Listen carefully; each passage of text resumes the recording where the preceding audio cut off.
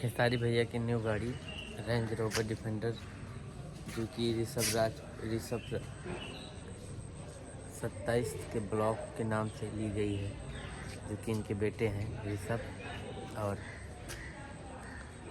Range rover defender जो कि ये 2.5 करोड़ की आती है, अभी हाल ही में लिए, न्यू कार है एकदम।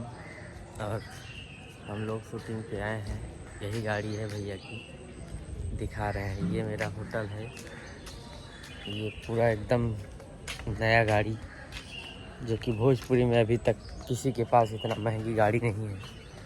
इतनी महंगी गाड़ी किसी के पास भोजपुरी में है नहीं। खेसारी भैया ले लिए फाइनली। रेंज रोवर सबके पास है, लेकिन डिफेंडर अभी किसी के पास है नहीं, जो कि यही गोरखपुर में हम लोग आए हैं और इसी कार को दिखा रहे हैं। हम सोचे कि दिखा दें आप सबको, एकदम नया गाड़ी लिए हैं।